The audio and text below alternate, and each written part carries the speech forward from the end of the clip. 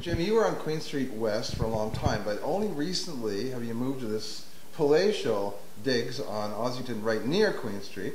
And so how long have you been in this new location? We've been here just over a year, Gary, at 12 Ossington. Can it be so much? I just flew by. It was amazing how much we managed to pack in 12 months, 13 months now. Holy smokes, I can't believe it. Feels like it was 6 weeks ago. Isn't it though? Yeah. So you knew the Queen Street neighborhood in a way, but now you know it more fully because now you're deeply immersed in it. Mm. And do you find it as vibrant a place as ever?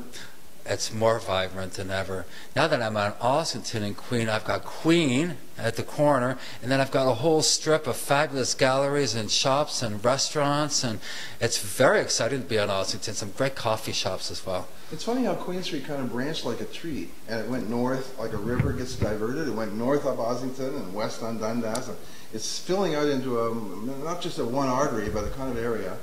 Well, what I really like about Ossington, first of all, it's the only north-south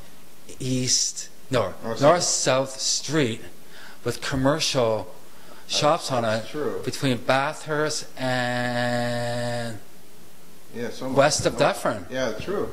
That's true. So so it makes sense that this would eventually take off as a branch, like you said. It seems to me that you're right in the middle of a really hot cultural neighborhood. Yeah, I have to say that I really feel fortunate to be able to find the perfect spot where again, the culture and the galleries and the alternative art spaces on Ossington really fill a void that West Queen West does not have. Right. So it just seems like more of a community, a concentration of people and galleries and shops that really makes it special.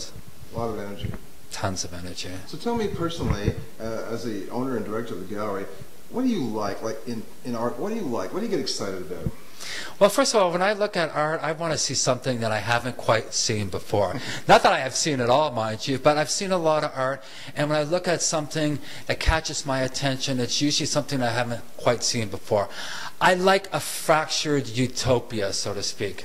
You know, in my own world, I strive to have peace, tranquility on earth amongst all the bull that takes place. And to find your center of gravity, so to speak, those are the kind of things that I look for in art. I get a utopia, something fractured, something with color. I want to be transformed, transported. And so when I look at art, I need to see something fresh and exciting. And I can't necessarily intellectualize it, but I definitely sense it inside. And after 15 years of doing this, I know to trust that. And especially when Gary comes by to cover the shows all the time, how validated it as well. Listen, do you find yourself sometimes in the role of teacher? You find this exciting, this enthusiasm, this vitality. Do you find yourself having to teach or transmit that to potential clients who might be a little uncertain, a little nervous? I do that all the time, Gary. I have people come in and they're not used to looking at art, and I get excited. If people look at something, I get excited. I want to share that excitement.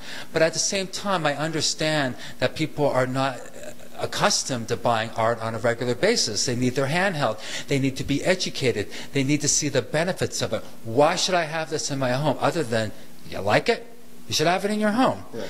But that's part of my job. From day one, I always looked at education as something that, and hand-holding is a par for the course. If you don't do it, I don't think you're a good dealer, because you always have to be bringing on and educating new collectors. You know, you're so excited about art, and you always have been. Why do you think people find art so frightening, so intimidating? Well, you know, Gary, I can relate to that, because before I got into the art world, I was going to galleries since I was 22, but in the early days, I used to get so nervous. I used to think I had to know more than I really did.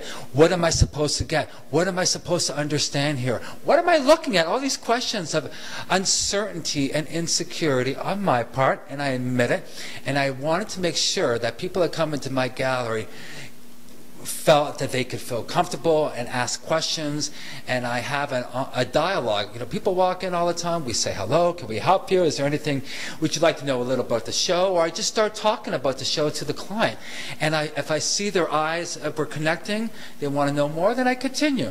If they don't show any interest, I leave them alone. But people typically are very shy and insecure about asking a question. They think it's going to be dumb.